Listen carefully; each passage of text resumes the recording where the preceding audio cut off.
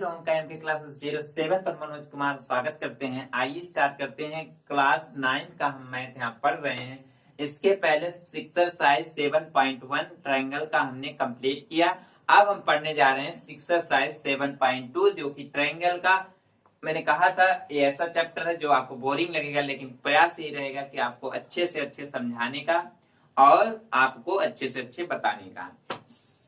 अगर आप इस चैनल पर नए हैं बच्चे तो सब्सक्राइब जरूर कर दीजिएगा, ज्यादा से ज्यादा शेयर कीजिए, लाइक कीजिए। और आइए स्टार्ट करते हैं 7.2 का क्वेश्चन नंबर 1। जिसने भी हमारा लेक्चर पहला देखा होगा कॉन्ग्रुएंसी को मैंने किस तरीके से बताया था, वहां पे जाकर आप जरूर देखिए, जरूर देखा कीजिए। आइए स्टार्ट करते हैं। पहला क्वेश्चन कह रहा है इन आइसोसेलेस ट्रायंगल। जब भी बच्चों आइसोसेलेस की ट्रायंगल आएगी जिसकी दो साइड इक्वल हो, इक्विलैटरल की बात आएगी जिसकी तीन साइड इक्वल हो, स्केलाइन की जिसकी कोई भी साइड इक्वल ना हो, जिसे क्या कहते हैं स्केलाइन ट्रायंगल। तो यहाँ किसकी बात कर रहा है? बोलो गोलू, किसकी बात कर रहा है? आइसोसेलेस की। तो गोलू बताएगा हमारा। अगर हम गोलू बता दें ए बी बराबर ए सी, ये आपका किताब में दे दिया गोलू, ठीक है। ए बी बराबर ए सी दे दिया है।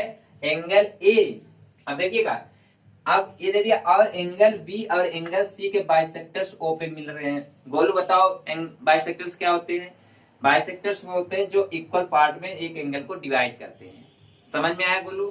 तो इधर से भी इक्वल पार्ट में डिवाइड किया, इधर से भी गोलू ने डिवाइड किया, तो जाकर के ओ पे मिल गया। जब ओ पे मिल गया गोलू तो आप कह सकते हैं क्या? एंगल क्या लिख सकते हो Golu? Angle A C B is equal to हो जाएगा एंगल ए बी सी, क्योंकि ए बी बराबर ए सी दिया था। जब दो साइड इक्वल होती है इसके सामने वाला जो अपोजिट एंगल होता है वो भी इक्वल होता है। एंगल अपोजिट पे equal side in triangle are equal. Golu समझ में आया? तो गोलू क्या कर सकते हो तुम?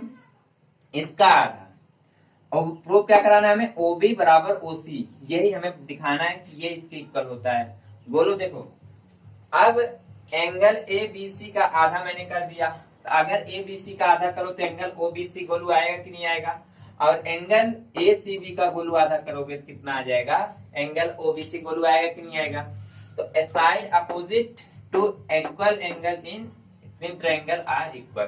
तो आप गोलू क्या कह सकते हो कि आप ये कह सकते हो कि ओ बी बराबर ओ सी अब हम लिख सकते हैं। क्यों? क्योंकि ये वाला जो है, ये वाला साइड इसके बराबर हो गया। क्यों? हमने कह दिया ना। कैसे हो गया? इसका हाफ जब किया, जब ये दोनों एंगल इक्वल हो गया, इसका दोनों साइड भी इक्वल होगा कि नहीं गोलू? तो हमें पूरा विश्वास है गोलू के क्वेश्चन समझ में आएगा। नेक्स्ट क्वेश्चन पे इसी का दूसरा पार्ट पे चलते हैं। अब गोलू देखना, इसी पार्ट का 7.2 का क्वेश्चन नंबर 1 का दूसरा पार्ट क्या कह रहा है? देखो, कह रहा है भैया हमें ए बाइसेक्ट करना है एंगल ए को। एंगल ए का बाइसेक्ट जो है ओ ए, क्या बनेगा? ओ ए। एंगल ए का बाइसेक्ट क्या बनेगा? ओ ए। इसी को हमें प्रूव करना है। तो छोटू गोलू देखना, इन ट्रायंगल ओ, अच्छा दो ट्रायंगल ले लिए, ओ ए बी और ओ ए सी, ये दो ट्रायंगल हमने उठाया। इसमें मैंने कहा कि बच्चा ओ बी बराबर ओ सी दोनों बराबर है। पहले जो किताब में दिया ए बी बराबर ए सी, ये आपका बुक में दिया गया बच्चा, ठीक है। फिर उसके बाद नेक्स्ट ओ ए बराबर ओ ए, क्यों? कॉमन है, ये भी आपको पता है। नेक्स्ट ओ बी बराबर ओ सी, अभी हमने कुछ देर इसके ऊपर वाले क्वेश्चन में प्रूव कराया था कि ओ बी बराबर ओ सी। यहां तक समझ में आया? जब ये आपका तीनों चीज साइड साइड मिल गया, तो मैंने कहा तीनों चीज चाहिए होता है कॉन्ग्रुएंस प्रूव करने के लिए, तो आप कह सकते हैं ये ट्रायंगल इसके कॉन्ग्रुएंस होगा। जब कॉन्ग्रुएंस हो जाएगा तो बच्चों लिख सकते हो ट्रायंगल ओ ए बी या ओ ए सी क्या हो गया आपका? कॉन्ग्रुएंस हो गया। तो आप कह सकते हैं ओ ए बाइसेक्ट करेगा, ओ ए बाइसेक्ट मतलब ओ ए जो है एंगल ए को बाइसेक्ट करेगा। क्या समझ में आया? नंबर 2 गोलू क्या कह रहा है?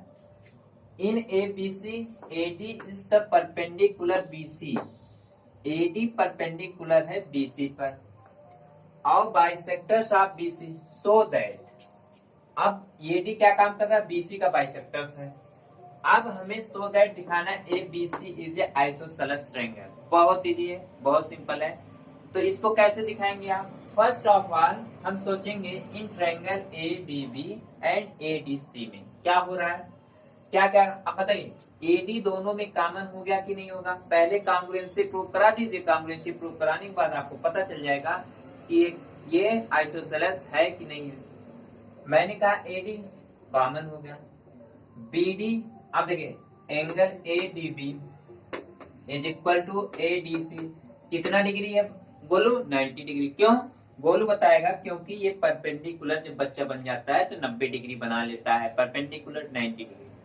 फिर गोलू अगला देखना, BD बराबर BC।